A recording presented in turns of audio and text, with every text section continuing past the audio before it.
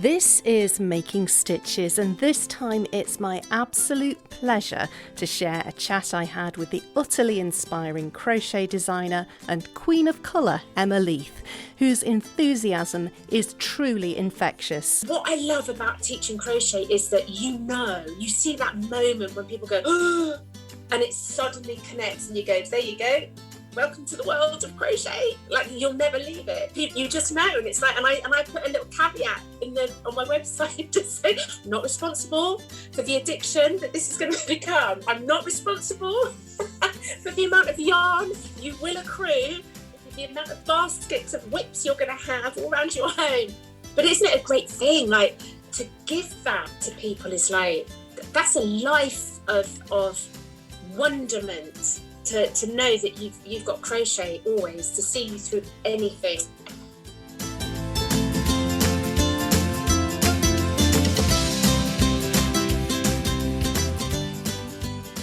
Hello and welcome to Making Stitches. I'm Lindsay and it's so lovely to have your company today.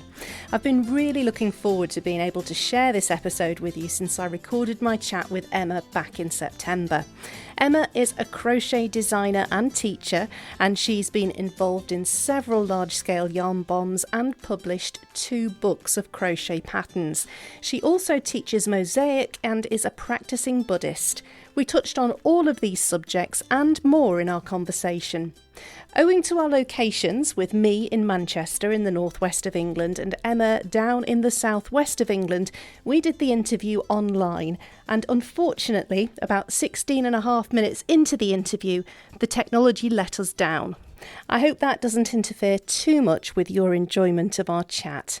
So without further ado, here it is now. First of all, Emma, thanks very much for speaking to me for Making Stitches. You've described yourself on your website as author, designer and queen of colour. And with your backdrop to your Zoom at the moment, you're living up to your name. Thank you. Oh, it's lovely to be talking to you. Thank you for asking me. Oh, it's my absolute pleasure. I'm a great admirer of your work. Queen of Colour is the right name. It's so zingy and happy and just gives off positive vibes. It's a real pleasure to see your work. Have you always been a creative person from childhood onwards? I would say I have, but I think that I went through a phase when I was kind of trying to decide what I wanted to do in my 20s, and I did what my daughter's doing now, which is kind of push against it a little bit, because my family were really creative and very successful in it. So I think when you grow up in that environment, it can often have the opposite effect, where it becomes almost like the expectation is too much. So for a long time, I didn't work in the creative field at all. It's only been in the last... Well, I've been doing mosaic for like 30 years, and it started as a hobby and then it kind of grew into workshops. But it's only been in the last 11 years that I've been crocheting, and I think that's when everything kind of really landed for me, was crochet. What was it that turned you on to crochet then? Well, my nan taught me when I was little, like a lot of us. My sort of the entry level was when I was quite young, and I had a really patient grandmother who just, was always knitting and crocheting. So she kind of held my hand and taught me, as did Alistair Brown's mother at my primary school when I was about 7. I was thinking about her the other day, and she kind of, how do you do that? Go into a primary school and just undertake to teach kids how to crochet. I can't think of anything more challenging. But anyway, she did it. And so the muscle memory of crochet was kind of embedded from about the age of 7. But of course, when I hit the teens and stuff, I didn't do any of that. And I only revisited it when my daughter was born. And I remember going to, it was a Cath Kidston shop when Cath Kidston was still very, very new, early days. And in the shop, she had crochet blankets. And I remember my neighbour and I going, oh, I really want one of those. And then we looked at the price and went, what? No. And so I think it was before the internet. Can you remember that? The days before the internet, or very early internet days when YouTube didn't exist. So I had to teach myself how to crochet. I had to remember. And between my neighbour and I, we were so kind of like desperate to have one of these blankets but not pay all that money, that we kind of taught ourselves and reminded ourselves, and that's how it all started. And for me, there definitely so many things happened simultaneously creatively, because it was like all the light bulbs suddenly went off at once, and it was like I don't know, like, yeah, I'd come home almost. Wow. You find it a medium then that's very easy to kind of get your ideas out of your head and into a thing. Now I do. I think it's taken quite a while to go from that enthusiastic beginner to being a professional crochet designer. It's quite a long journey, and I would say only in the last year even, so that's like after the 2 books I've done, only now can I begin to really sort of know what I want and technically execute it. So I'm still learning all the time. I'm always learning. I've only just worked out. I'm letting you into a big secret now. I've only just worked out the kind of the maths behind things like mandalas. I mean, I just used to kind of like go around and go, oh, that doesn't work out. Oh, why isn't that working? Or doing the edge of a blanket, like doing a big blanket and then doing the border and then go, oh, it's rippling. Why is it rippling? I don't know. So only recently have I go, oh, hang on a minute. I think I might need to use some maths. Well, that's very reassuring then. I've had many a wobbly border.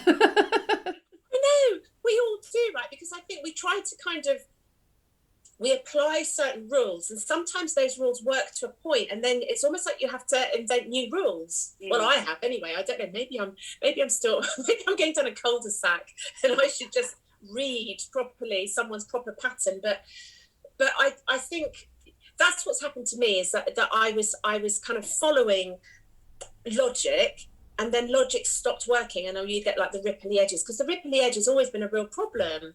And now I think I've nailed it. Couldn't tell you how, but I think I have. I think also, like, you get so tired, don't you? And I think we can all identify with this, of doing something because we're just keen to crochet. It's like, oh, who wants to add up? Who wants to work it out? You want to crochet? Yeah.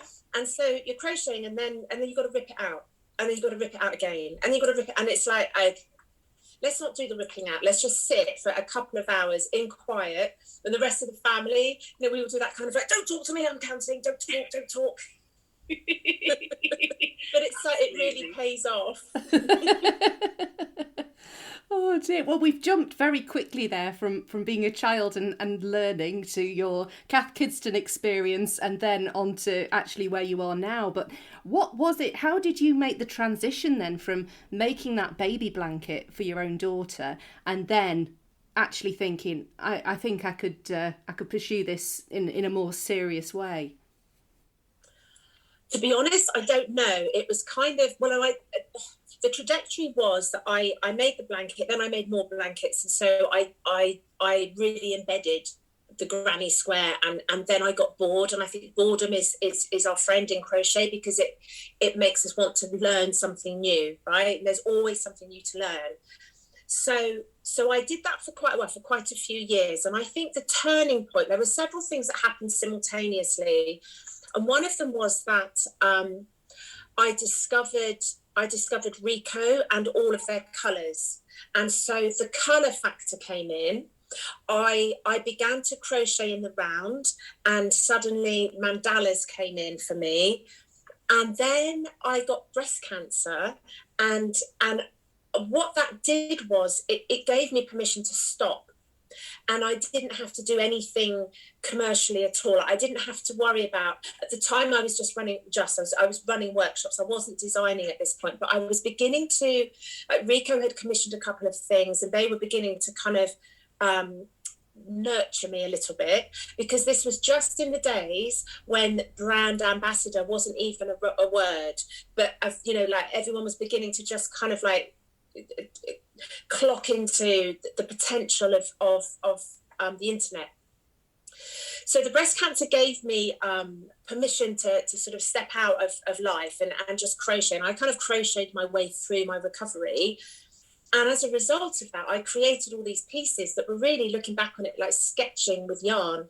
And I think I learnt an enormous amount. And because there was this freedom, I wasn't thinking about anything other than what would look pretty. All of those pieces ended up translating into my first book. Right. So I drew on a lot of that. And simultaneously, whilst I was creating all these pieces, I was invited by Simply Crochet they do a little readers challenge, don't they, where they have 2 readers and they're given the same yarn, and it's like, make something out of this yarn. Yeah. And that was the turning point, because obviously suddenly I'm like, I'm in Simply Crochet, and it was a really big deal. It was the most exciting thing ever. I mean, it was just brilliant. And so I did that, and I took it so seriously, and there was a lot of frogging, there was a lot of undoing of that one. And then because then I had the contact with Simply Crochet, so then I was able to kind of, like, offer other things. And there's a design team that do the story every month, and I was invited to be part of that team. So I think, kind of with the support of Rico at the beginning, who kind of nurtured me, and then with the support of the editor, Sarah Huntington at Simply Crochet, the 2 of them together, it felt like they were investing in me a bit. And so it kind of gave me that, that's how it kind of went. So a lot of it was luck and good fortune, and but ultimately it's just being obsessive about it, because I was crocheting anyway, regardless of anything. Because there's a difference, isn't there, between doing something for the fun of it, making a blanket. It doesn't matter if you make a mistake, because it doesn't matter, it's a gift or it's for you. But when you're designing to write a pattern for other people to then replicate, it's a different thing, and it's not everyone's cup of tea. Because it is that there are certain things that you have to do, that not restrictions, but you have to work within a certain framework that you don't have to if you're just doing it for pleasure. No, and I imagine you have got to be incredibly accurate as well, because when you're doing it for yourself, if you count slightly off, sometimes you can fudge it, can't you? You can add a couple of extra stitches on the end of the row or whatever. Always. You can always do that. I guess if it's going in black and white and people are going to pay for it, that can't happen, can it? No, but I tell you what, though, when I'm teaching crochet, and I think I'm going to run workshops about 101 ways to bodge something, just to fudge it, because I think that there's a lot in there. I think that's why we like crochet, because there's a lot of time. And I always say the golden rule is know where you went wrong. See, understand what it is that you've done, but you don't necessarily have to undo it. You could, as long as you understand what you did and how to correct it next time round, 9 times out of 10 you can get away with it, unless it's a mandala and the symmetry's all off. But don't you think? I mean, yeah, absolutely. Yeah, I mean, last Christmas I did a crochet along for a Christmas blanket, and it was only when I was about 12 rows further on I realised I'd missed a row of bubbles out on my snowflakes. I became quite adept at making my own little bobbles and then darning them in. Because I couldn't bring myself to frog all the, because some of it had been really quite complicated. Some of the following rows, it's like, why didn't I just look at it first? But isn't it great what you just said there, you see? Because what you did was you became adept. It's like you taught yourself. You thought, okay, I'm really right. What do I do? And so you learned a whole new skill, right? Yeah. I mean, that's brilliant. It is magic, really. And also, now that all this water's under the bridge now, if I was to get that blanket out now, I don't think I'd be able to pick out the ones that were added after the event, as opposed to during. So that's there we are. No, I think that would be a very good workshop to run, actually, Emma. I think it would, wouldn't it? Because that's what we always do, isn't it? Whenever we get together as crocheters, all we do most of the time is pass on little tips and techniques and, ways that we've worked around something. That's all I spend my time doing. Yeah. Well, the thing is, when you've been working really hard on something and then you spot a mistake, it's so disheartening, isn't it, to have to tear out all that. I mean, sometimes you have to, you can't get around it, but if there is a way to avoid that, it's great, because otherwise I'm going a huff with it, put it in a bag and then forget about it for 6 months and then sometimes forever. And that crochet should be fun, really, rather than something you dread actually looking at and figuring out what went wrong. Yeah, and the thing, so there's two things, isn't it? It's like it should be fun to do, but also we have got to be able to look at the finished piece and love it. Or, because all the great artists, they were always motivated by the next thing, whether they would look at their masterpiece and then go, next time I would do it slightly differently. And I think that there's nothing wrong in that. It's like for me, it's an evolutionary process. We're constantly improving. You've got to love what you do. You've got to be able to look at it and be okay with it. So sometimes we do have to pull it out. But I always because I've done a lot of frogging, I now I'm very zen about it. So now, as I'm doing it, because sometimes I just have to, because there's no point in getting upset, is there? It's like, if you're going to get all kind of like, oh, I've just wasted 15 evenings of crochet, you can't look at it that way. The way I see it is I'm learning. It's all a learning process. And so as I'm undoing it, it's like, I just practice acceptance. Just accept it and don't get bent out of shape. It's like, it's fine. And I've really had to do that, because if you're on a really tight deadline and there's no option, if it's for publication, it has to be right, then there's no point. There's just no point in me getting upset about it. And I have got upset in the past, and now it's like, that's not, I've still got to pull it out and I've still got to redo it. Worse than that, I've got to work out what it is that I've got to do differently, which is often the hardest bit. It's like, I honestly don't know what. But I say it's a good meditation. It is a good practice for you, just to kind of, it's okay. It's just, and at the end of the day, after the 2 years we've had, it's only crochet, isn't it? That's a great mantra. It's only crochet. Indeed. It's very interesting you should say that, actually, because I've been working on a project and I almost was at the end of it. Fortunately, it was small. It was amigurumi, so it wasn't like 15 evenings of crochet in total, but I'd got to the end of it and I was quite happy, but there was just something not right. And I stared at it. Put it on the shelf, left it there for a few days, and the more I looked at it, the more I thought, no, it's not right, it's got to come out. And that was the first time I've actually sat down and unravelled, and I was completely calm. I wasn't angry, I wasn't annoyed and moping about all the time that I'd wasted. It was like, no, this is all part of the journey towards improving it for the future. And I actually finished it this morning and I'm really pleased with it. I'm so glad I went back and did that. I feel so much happier with the finished article than I did otherwise. So maybe that is my evolution as a crocheter as well, that I've reached the point that I can frog without tears. Yeah. That's really interesting, isn't it? Because I think we do hit, you do reach a point where I'm always sort of saying, like, when I teach crochet, the very first time somebody picks up and starts to hook, they want to keep what they've made. And I'm really kind of keen that they pull it out. And I say, if you can learn now to accept pulling out your work, your crochet is just going to be forever improving, because you're never going to be precious about what you're doing. You can kind of like, and then you'll get to a really good place in your creativity. It's just really interesting that you looked at it and you made that decision of like, yeah, no, that's got to go. It's interesting, isn't it? Yeah. I think it's just years of doing it, isn't it? Suddenly you realise it's not that big a deal, actually, just to spend a bit longer doing it and getting it right. Hopefully he'll come back. We talked about the fact that you are the queen of colour. Where do you get your inspiration from for these beautiful colours that you use in your work? I don't know, although I have collected for many, many years pottery by a lady called Mary Rose Young. And she used to have, because I live near Bath, and she had a shop in Bath. And I remember my heart just doing a sort of a tumble when I first came into her work. And I think that her work has been a huge influence on me, and I didn't realise it until I looked around my house one day and went, oh, hang on a minute.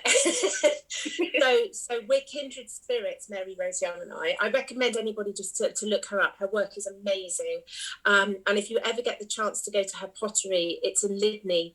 I don't know if it's in Wales or if that's England, but anyway, right on the border near Monmouth. Amazing, amazing work. So I think that I've always gathered brightly coloured things around me. So it's clearly been something that's been in my life. I just wasn't sure. I didn't necessarily recognise it at the time. And working with yarn, we're so lucky, aren't we now? Like in the last 15 years, we've just, like, the world of yarn has just exploded when it comes to choice of colour. You know, we've got several brands out there whose whole brand identity is having, 50 or 60 colours of any range. And it's like, that's pretty special, and then we get these wonderful yarns that's where they've blended the colours for us. And so what I've always found interesting is that I naturally go for hot orange, pink and red, all the sort of hot colours fused together. I love all that kind of, that slightly Bollywood kind of feel, and then sort of just throw a little bit turquoise in it. But what I find really fascinating is how some people are very nervous of colour, and I couldn't understand that because I'm not, so it doesn't frighten me at all. So I have had to learn and appreciate that for some people it's a very daunting thing. And what also surprised me was how many people loved the autumn colours. It wasn't my thing at all. Like the autumn colours, like the mustards and the kind of the earthy greens and the browns. I was like, oh no. Anyway, I was commissioned to do something. In fact, weirdly, I went through this phase last year, just all I got was autumn commissions. And it was like, okay, I'm obviously going to have to embrace autumn. And now I'm like, where have I been? These are amazing. So it's like, having gone through that, I try to encourage people to work with everything they love, like just recognize what you love, and then try and flip it and try and work with colours that you don't normally go for. Maybe make a project. You don't have to necessarily choose the colours yourself if you're not confident, but maybe find a project that you like the look of and go for a palette that you wouldn't normally do. And just because there's something about how they make you feel, right? The colours, they do something to us, don't they? Absolutely. I think that's what was the thing that got me, was that I liked how I felt when I worked with the pinks and the oranges, and like it made me feel good. Yeah, and now the earthy ones do too, but like it was how I felt. That was the thing. You can get an awful lot of energy off colour, can't you, really? Colours, some can bring you down and some can just elevate your mood totally. So I'm totally with you on that. It's really true, isn't it? Because when you start going to the blues and the greens and the turquoises, there is something really just restful about it, really beautiful. And then I go back to the oranges and the reds and the pinks. Oh, that's fantastic. Well, why not? If it's not broke, don't fix it.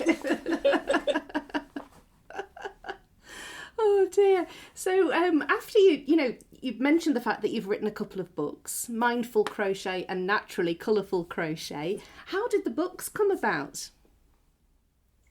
Oh, purely by accident. I mean, to this day, I still scratch my head and think, how did that happen? I literally came home one day and there was an email from a publisher, and I Googled the publisher thinking, yeah, no, this isn't real. And I went, oh, they are an actual publisher. Oh, how exciting. I think in 2014, I did a yarn bomb. 2012, I did my first yarn bomb. And then in 2014, I was invited by a big event in Bath to yarn bomb Bath. And that became an enormous event. And 2014 was quite an important year, I think, because algorithms were coming in and, the search engine optimizer, all of that stuff. And it happened to be around the time that I was getting a website built as well. So what happened was that because there was a lot of PR around the yarn bomb, I think I hit, I don't know, like Google liked me, right? So I did top 10 tips on how to do a yarn bomb, because 2014 to 2016 was really the kind of like the period, the age of the yarn bomb, wasn't it? We were all just discovering it and going, ah! So I think what happened was that the publisher initially, I think, were thinking along a book about yarn bombing, and they Googled it and my name popped up. So I've always said it's not because I'm a brilliant crocheter or because I'm special in any way. I think ultimately it came about because they found me. and I was visible. And I think that in all honesty, was the only reason. But so they found me, they asked me, and I had to go to London and meet them and take some of my work. And because I took some of my Simply Crochet work and the magazine. And I think that, you know, I think in combination with the work I had done in yarn bombing and the magazine work, it gave them the confidence that I could actually, because it's not just about making the pretty thing. You've got to be able to write the pattern. It's the bit I hate most, but it's essential to the job. So and then I was asked to do 35 projects in a really small amount of time. That was quite challenging. I can well imagine. How did you go about doing that then? Did you have ideas, like pre-existing ideas you could draw on, or was it all completely new? I think the first book, there was pre-existing ideas, because of course it's like the famous first album, isn't it? It's like you've got all the stuff, and it's like so that in a way, it wasn't easy, but I found it easier than my second book. The second book, they knew me, I knew them, we kind of knew what it was all about.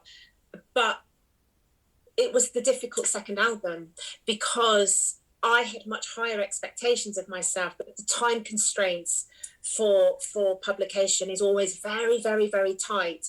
So to do 35 projects in 12 weeks and write the patterns and then come back after the tech editing and all of that, it's like, there are a lot of restrictions. Like one of the other restrictions, because it's all kind of like all of these, the sort of the parameters of doing it feed into the difficulty of what you're doing.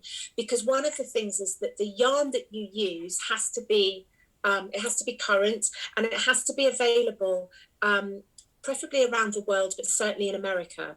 So there are some brands and some yarns that you cannot use, like most of the indie dyed yarns you can't use, because of course readers are going to want to potentially copy what you've done verbatim, and they need to be able to get hold of those yarns easily.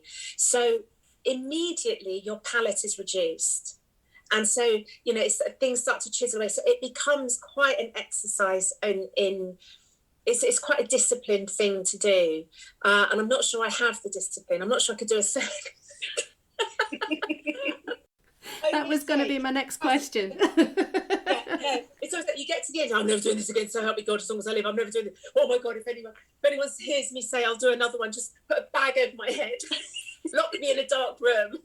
But then of course you do it and it's out, and you know, a few months go by and then you kind of go,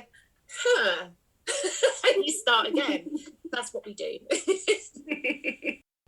Glutton for punishment, I think. Blimey, yeah. That sounds like a really tall order. I can't comprehend how you did 35 patterns in 12 weeks. That's quite something. Blows my mind. Maybe one pattern in 12 weeks might be it for me, but and that'd be a push. Oh dear. Can you tell me a bit more about your yarn bombing then? So it came about because the first yarn bomb I ever did was to promote an arts trail in our local area, the Peacock Arts Trail, and I was part of on the committee to sort of organise it. And so the first year we did it, we thought, how can we activate the local community? How can we wake them up to this event? And the idea of the yarn bomb came up, and I just put my hand and said, well, I'll do that. I will be responsible. So I mean, looking back on it, what was I thinking? I honestly thought that I could yarn bomb the whole of Corsham Town Centre single-handedly. And the bizarre thing is I did. Wow. And to this day, I think, wow. But it was the launch pad of everything. Like, I perfected my crochet techniques. I understood how, it's just, I learned so much. The wonderful thing about yarn bombs is that nothing matters. In like nobody, you don't have to write a pattern, nobody's going to question it, you know, like, what did you do, and that's not right.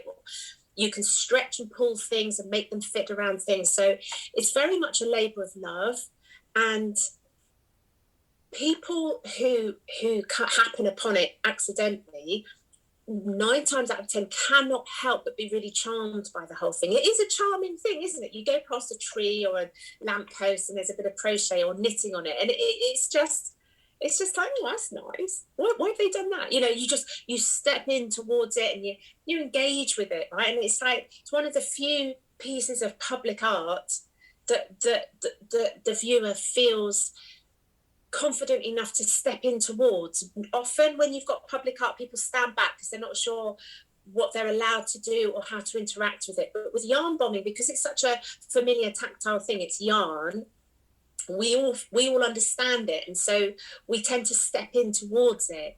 And I love that. I love the fact that people, their response is to touch it, and it's so it kind of ticks a lot of boxes for me, because it's just a very fun, almost stress-free activity. It's, you know, it can be as big or as small as you want it to be. It you know, it's a lovely thing. I mean, now if I do them, I have a whole kind of, because I've done so many and I've done them semi-professionally for big kind of, you know, events and things. Now there's a formula that I kind of follow, but one of the first things I say to anybody is, who's it for?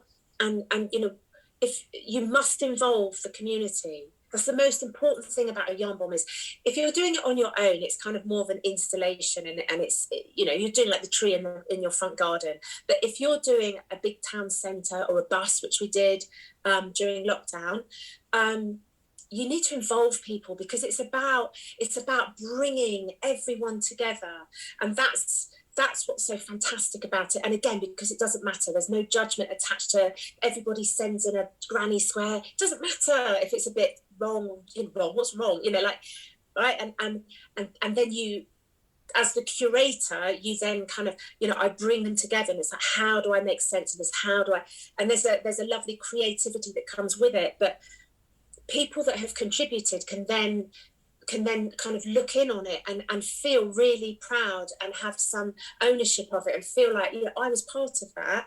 That feels good, you know. And especially like in the last 18 months, I know lots of people have been yarn bombing their street or their front garden, and it's like, you know, it's kind of been an add-on to the rainbow in the window. It's been this way of connecting with people, because that's what it is, isn't it? We're connecting, and we've needed it more than ever. And there's something about yarn bombing that it takes such a long time to make a lot of crochet and knitting to adorn a tree, that in itself says to the recipients, you know, that I care. Like this, we collectively have spent many hours creating something that on the surface is a bit silly. It's like, you know, lamppost wrapped up in crochet and knitting. I don't want to exclude the knitters. It's silly and it's frivolous, but there's also something really profound and beautiful about it, and I think really moving, you know. And you always feel a little bit self-conscious when you're sewing it on. And I tip my hat to the person that does the real kind of like the guerrilla yarn bombing, where no permission has been sought, and, you know, and they've just gone up to their bus shelter, or they're sat on the bus. I mean, I've never done this.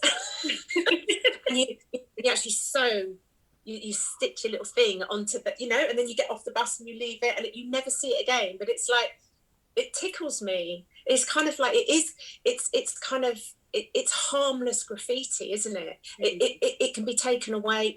It's often stolen. You know, people often decide they want to keep it, and so they take it, and it's like, you just have to let it go. It's such an exercise in kind of just giving, without any, like, that's it. You just let it go into the world. Although I will just say, if you are doing a yarn bomb for an event, you must take it down. It's really important that you kind of go, it's up for 2 weeks and then we take it down. You must do that. Otherwise it just looks hideous. Yes, as it slowly gets weather beaten and faded. Yeah. Yes, there's nothing sadder than a faded yarn bomb with holes in it as it slowly unravels. No, but you're absolutely right. It's so accessible, both to create and for people who come across it, and they're lovely things, really, and can work wonders in raising awareness for causes and charities and everything. So yeah, I totally get why you're so enthused about them. They are wonderful. Now, I noticed that you are a practicing Buddhist, and you've got your mandalas, which are classed as mindful crochet. Do you see your creativity as like a conduit for your spirituality? Oh God, what a lovely question. Yeah, definitely. That's such a nice question. Thank you. Yeah, because so there's lots of different. I'm not going to go into the whole thing about Buddhism, but there are many different schools of Buddhism. There's like a tree with loads of branches. But fundamentally, my practice is about raising my life state, so that, because we're human beings and we have lots of stuff going on in our lives, and we have a lot of negativity, right? We have a lot of doubt and little clouds that just sit in our inner world. But fundamentally, at the core of every living being is this incredible, I don't know, like a little diamond or a beautiful light, or in the practice, our Buddhahood. And Buddhahood is wisdom, courage, and compassion. That's how it is expressed.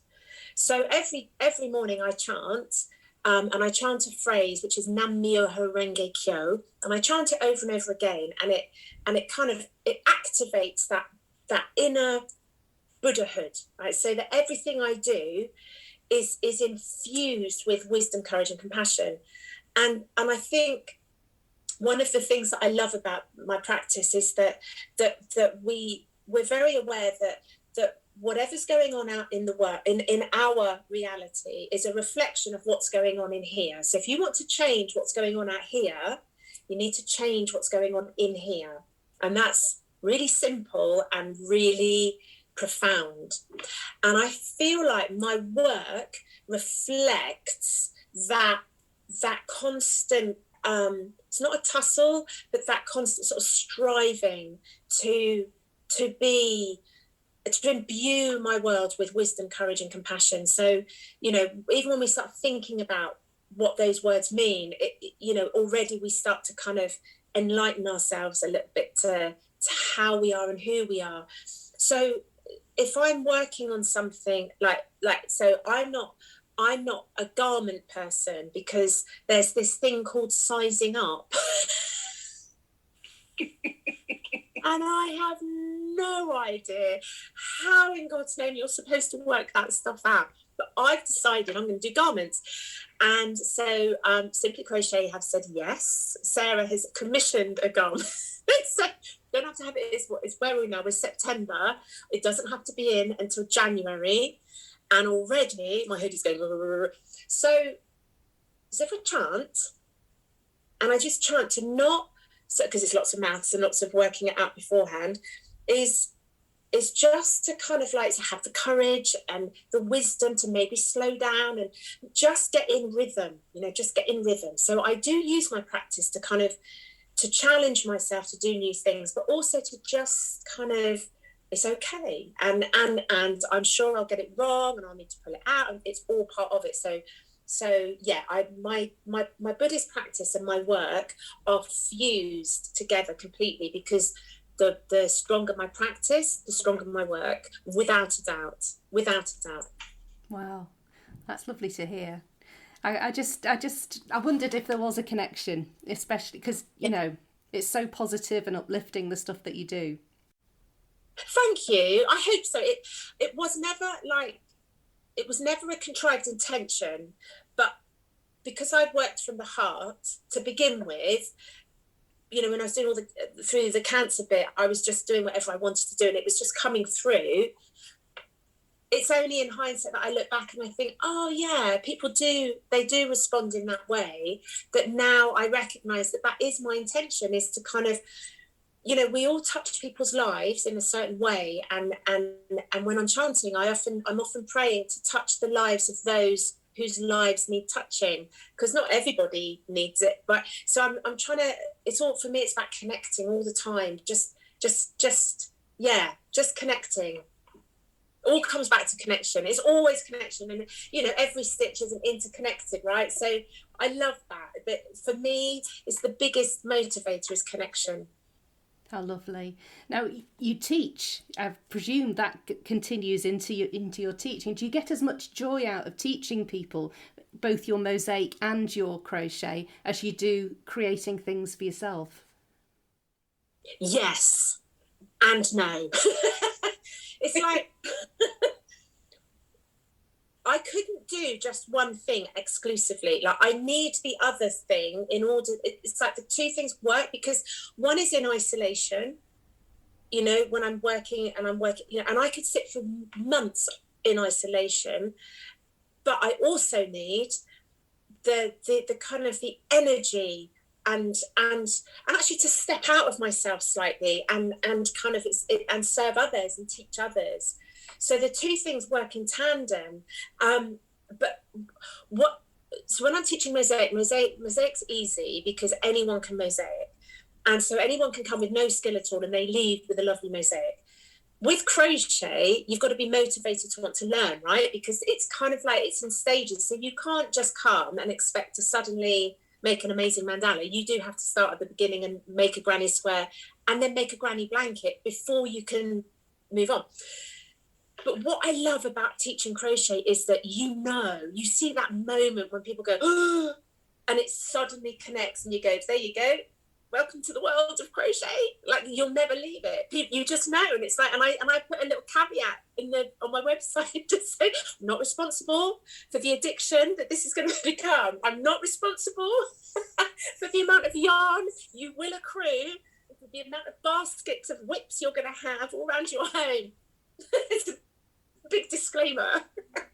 But isn't it a great thing? Like, to give that to people is like, that's a life of wonderment, to know that you've got crochet always to see you through anything.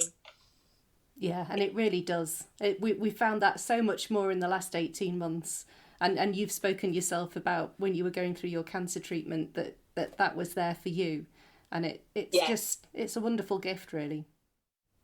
It is. It really is. Yeah. Oh, well, Emma, on that note, I think that's a really good point to finish up. But thank you so much. Thanks for talking so openly about everything. I really appreciate it. Oh, it's been a pleasure. Thank you so much for inviting me. It's been absolutely wonderful. Thank you. My thanks again to Emma for being such a lovely guest. I loved chatting to her and getting to hear her story. If you'd like to find out more about Emma and her work, you can find links to her website and social media in the show notes for this episode. I've also included a link to Mary Rose Young pottery, which Emma mentioned as an inspiration for her work. Now, talking about inspiration, when we moved house back to the UK from Gibraltar last year, I found myself with a proper garden again after over 10 years without one. That garden has been the inspiration for a series of crochet patterns I've designed, one of which I mentioned in my chat with Emma, which needed reworking at the time. Now, last month I launched the Making Stitches shop on Etsy, the proceeds of which will help me to continue to make these podcasts. And thanks to your amazing support, I sold out of my first batch of Making Stitches project bags and have had to print some more. Well, following on from that success, today I'm launching the first of my crochet patterns in the shop too. They've been a long time in the making. I first put hook to yarn and began my first prototype on New Year's Eve. In the intervening months, I've created a range of amigurumi dolls, all inspired by my garden and the nature that surrounds me. And my hugely talented friend, Emma Jackson, has not only designed the patterns so they look fabulous and hopefully easy to follow, she's also illustrated them with the characters I've created. The range is called Up the Garden Path, and it begins with Flora the Gardener and Hope the Snowdrop. They'll be joined by some other seasonal friends very soon. There's a link to the Making Stitches shop in the show notes for this episode, so you can have a look for yourself. If you've enjoyed listening to this episode of Making Stitches, I'd be really grateful if you'd consider rating it or leaving a review on your podcast app of choice, as it'll help Making Stitches reach a bigger audience, or just share it with someone who you think will enjoy it too. Thanks very much for listening. It's been lovely to have your company. I'll be back again in 2 weeks' time with another inspiring maker story for you. Until next time, keep safe and enjoy your crafting.